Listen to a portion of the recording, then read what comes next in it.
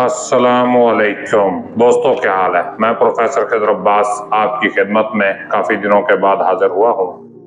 तो पाक भारत जंग का माहौल बना हुआ था, इसके अलावा मौसम गर्म था, कुछ मेरी तबीयत भी नासाज थी और कुछ मसरूफियात की वजह से मैं कुछ दिन आपकी खिदमत में हाजिर ना हो सका। तो अब इंशाअल्लाह मेरी कोशिश होगी कि रोज़ाना एक वीडियो लगाई जाए। तो अल्लामा इकबाल की दूसरी किताब बाले जिब्रील की शरह करते हुए आज मैं उनकी पहली गज़ल जो है वो पेश करने लगा हूँ। तो ये गज़ल अल्लामा इकबाल की बुलंद फिक्री और रूहानी तजुर्बात की अक्कासी करती है। इसमें शायर अपनी रूहानी ताकत, तख्लीकी कुव्वत और इरफानी वारदात को बयान कर रहा है। हर शेर एक गहरा फलसफियाना मफहूम रखता है। हर शेर की तशरीह करते हैं, मुश्किल अल्फाज की वजाहत करते हैं और उसकी शायराना खसूसियात को भी जानने की कोशिश करते हैं। तो अल्लामा इकबाल इस गजल के पहले शेर में, और ये कमाल का शेर है, जिस तरह दीवाने गालिब का पहला शेर है ना, नक्श फरियादी है किसकी शौकी है तहरीर का, कागजी है पैरहन हर पै करे तस्वीर का। तो ये पूरे दीवान पे भारी शेर है। इसी तरह ये शेर जो अल्लामा इकबाल का है, पहला शेर इस गजल का, ये भी समझ ले पूरी किताब पे भारी है। इकबाल फरमाते हैं, मेरी नवाए शौक से शोर हरीमे जात में गुलगुला हाय अलअमा बुत कदाए सिफात में। अब देखें, एक अल्लाह की जात है, दूसरी उसकी सिफात हैं। तो जो सच्चा आशिक है वो महबूब की जात के पीछे जाता है, उसकी सिफात के पीछे नहीं जाता। जैसे एक बहुत अमीर शख्स है, वो शख्स उसकी जात है और उसकी दौलत जो है उसकी सिफत है। तो मैं उस्ताद हूं, टीचर हूं, तो मेरा इल्म मेरी सिफत है और ये खिदर अब्बास ये जात है। तो अगर कोई मुझे चाहने वाला है तो वो मुझे मेरे इल्म की वजह से, मेरी दौलत की वजह से, मेरे हुस्न की वजह से नहीं चाहेगा, वो मेरी जात की वजह से मुझसे मोहब्बत करेगा। तो शायर कहता है कि मैं अल्लाह से मोहब्बत करता हूं मगर उसकी सिफात की वजह से नहीं, उसकी जात की वजह से। जैसे हज़रत अली का बड़ा मशहूर कौल है, आपने फरमाया, ए अल्लाह, मैं तेरी इबादत तेरी जन्नत के लालच में नहीं करता कि ये इबादत नहीं तिजारत है, और मैं तेरी इबादत तेरी जहन्नुम के खौफ से नहीं करता कि ये इबादत नहीं ये गुलामी है। तो मैं तेरी इबादत इसलिए करता हूं कि मैं तुझे लायक इबादत समझता हूं। तो ये कमाल की बातें हैं। और इकबाल कहते हैं कि मेरी नवाए शौक से चोर हरी में जात में, मैंने इस कदर मोहब्बत की, इस कदर इश्क में मैं आगे निकल गया अल्लाह के इश्क में कि अल्लाह की जात का जो हरीम था, जो पर्दा तौहीद था, वहां शोर बर्पा हो गया और गुलगुला हाय अलअमा बुत कदाए सिफात में, और जो सिफात का आलम था वहां अल अमान की आवाज आने लगी। क्योंकि इकबाल का इश्क सिफात पे नहीं रुकता, वो जात की तरफ जाना चाहता है। यानी अल्लामा इकबाल तजल्ली जात का हुसूल करना चाहते हैं, तजल्ली सिफात पर नहीं रुकना चाहते। बल्कि उन्होंने तो एक शेर में यह भी कह दिया था कि अड़ बैठे क्या समझ के भला तूर पर कलीम, ताकत हो दीद की तो तकाजा करे कोई। तो ये कमाल बात है, ये आशिकों की बातें हैं और इश्क वाले ही इसको समझ सकते हैं। तो कमाल इन्होंने बयान किया है कि मेरी जो इश्क भरी आवाज है ये हरीम जात तक जा पहुंची, और जो सिफात का आलम था वहां पर अल अमान की आवाजें बुलंद हुई। और आगे देखिए, अगले शेर में इकबाल कहते हैं कि हूरो फिरिश्ता हैं असीर मेरे तखय्युलात में।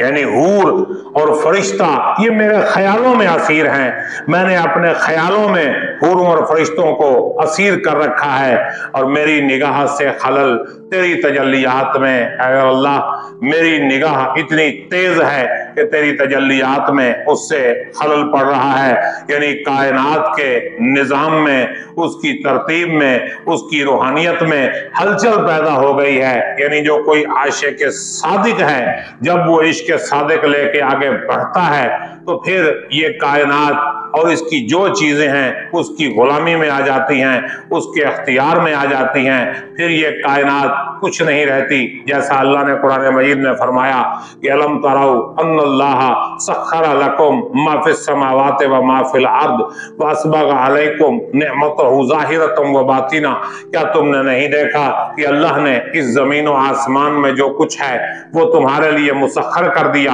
اور تم پر اپنی ظاہری اور باطنی نعمت جو ہے وہ مکمل کر دی۔ تو یہ کمال کی باتیں جو ہیں اقبال اس غزل میں کہہ رہے ہیں، اور اخیر جو ہے معرفت اس میں ظاہر ہو رہی ہے۔ اور آگے دیکھیے علامہ اقبال تیسرے شعر میں فرماتے ہیں کہ گرچہ ہے میری جستجو دیر و حرم کی نقش بند، میں جو کوشش کر رہا ہوں، ظاہر ہے انسان جو کوشش کرتا ہے، کس کی کوشش کرتا ہے کہ اپنے مالک کو راضی کر لے، اپنے خالق کو راضی کر لے، اپنے اللہ کا بندہ بن جائے، تو مسلمان جو ہے وہ اللہ کو راضی کرنے کی کوشش کرتا ہے حرم کے ذریعے، خانہ کعبہ کے ذریعے۔ وہ خانہ کعبہ کی طرف منہ کر کے سجدے پہ سجدے کر رہا ہے، وہ مسجد میں جاتا ہے، وہ حج کرتا ہے، کس لیے کہ اس کا اللہ راضی ہو جائے۔ اور جو کافر ہے وہ اپنی عبادت گاہ میں اپنے طریقے سے وہ اپنی پوجا پاٹ کر رہا ہے، وہ بھی اپنے اللہ کو راضی کرنے کی کوشش کر رہا ہے۔ جیسے ہندو اسے بھگوان کہہ کے راضی کر رہے ہیں، عیسائی جو ہے اسے گاڈ کہہ رہے ہیں یا خدا بندے خدا کہہ رہے ہیں، یہودی اس کو یہوہ کہہ رہے ہیں، اور سکھ جو ہیں اس کو واحے گرو کہتے ہیں۔ تو بہرحال ہر مذہب والا کسی نہ کسی طریقے سے اپنے خدا کو راضی کرنے کی کوشش کر رہا ہے۔ تو وہ کہتا ہے گرچہ ہے میری جستجو دیر و حرم کی نقش بند، اگرچہ میں جو کوشش کر رہا ہوں یہ دیر اور حرم کی پابند ہے، یعنی ہندو جو ہے وہ دیر میں کوشش کر رہے ہیں مندر میں، مسلمان جو ہیں وہ خانہ کعبہ یعنی مسجد میں کوشش کر رہے ہیں، لیکن میری فغاں سے رستخیر کعبہ و سومنات میں، لیکن میں نے ایسی آو فغاں کی، ایسی فریاد کی، ایسے حقائق کو عیاں کر دیا کہ کعبہ اور سومنات میں کیا ہوا، رستخیر انقلاب آ گیا، قیامت برپا ہو گئی۔ کعبے سے مراد مسلمان، سومنات سے مراد ہندو، یعنی میں نے جو نظریات پیش کیے، جو میں نے خیالات پیش کیے، جو میں نے باتیں پیش کی، ان کی وجہ سے کمال ہو گیا، مسلمان بھی حیران ہو گئے اور ہندو بھی حیران ہو گئے۔ تو بہت ماحول جو ہے وہ بن گیا۔ اور اگلا شعر دیکھیے کیا زبردست شعر ہے، یہ گاہ میری نگاہ تیز چیر گئی دل وجود، یعنی کبھی کبھی تو میری نگاہ میں ایسی تیزی آ گئی کہ اس نے وجود یعنی ہستی کا، حقیقت کا دل چیر دیا اور آگے نکل گئی، اور گاہ الجھ کے رہ گئی میرے توہمات میں۔ اور کبھی ایسے ہوا کہ وہ میرے ہی توہمات میں، میری ہی پریشانیوں میں الجھ کے رہ گئی، گاہ میری نگاہ تیز چیر گئی دل وجود، اور گاہ الجھ کے رہ گئی میرے توہمات میں۔ اور آگے دیکھیے کہ میں ہی، تو نے یہ کیا غضب کیا، مجھ کو بھی فاش کر دیا۔ یہ آخری شعر جو ہے ایک شاعرانہ شکوہ ہے علامہ اقبال کا، وہ بارگاہ احدیت میں یوں عرض پرداز ہوتے ہیں کہ اللہ تو نے کیا کر دیا، کیسا غضب کر دیا، مجھ کو ہی فاش کر دیا، مجھے ہی دنیا کے سامنے ظاہر کر دیا، میں ہی تو ایک راز تھا سینہ کائنات میں ہی اس کائنات کے سینے میں چھپا ہوا ایک راز تھا، تو نے مجھے ظاہر کر دیا، اور یہ بہت بڑا غضب ہوا۔ کیا غضب کر دیا تو نے کہ مجھے ظاہر کر دیا، مجھے اس دنیا میں لے کے آیا۔ اور اگر ولی دکنی کا ایک شعر پڑھیے تو میں کہتا ہوں کمال وہ کہتے ہیں حسن تھا پردہ تجرید میں سب سو آزاد، طالب عشق ہوا صورت انسان میں آ۔ اور یہی خواجہ غلام فرید کوٹ مٹھن والے کی کافی اگر پڑھیں تو وہ پوری کافی کمال ہے کہ بن دل بر شکل جہان آیا، اور سچل سرمست کی کا جو کلام ہے وہ تو سندھی زبان میں انہوں نے لکھا ہے، مگر اس کا مفہوم یہ ہے کہ اللہ جو ہے محبت کی برسات کرنے آسمان سے انسانی وہ جو ہے انسان کا روپ لے کے زمین پہ آیا۔ تو یہ وحدت الوجود کی باتیں ہیں۔ تو وحدت الوجود کو کچھ صوفیہ کرام مانتے ہیں اور کچھ اس کا انکار کرتے ہیں، تو یہ وحدت الوجود کے حوالے سے اس کی ہم وضاحت کر سکتے ہیں کہ اللہ پاک نے اپنے آپ کو ظاہر کرنے کے لیے انسان کو پیدا کیا، یہ کائنات پیدا کی، जैसा कि एक हदीस कुदसी है कि कुन्तु कंज़न मख्फिया, कि मैं एक छुपा हुआ खजाना था, मैंने चाहा कि मैं पहचाना जाऊं तो मैंने ये मखलूक पैदा कर दी। तो ये मखलूक का तो वो नज़्म जो है वो पहले FA की इंग्लिश में भी हुआ करती थी, He came to know himself, कि वो अपनी पहचान के लिए आया।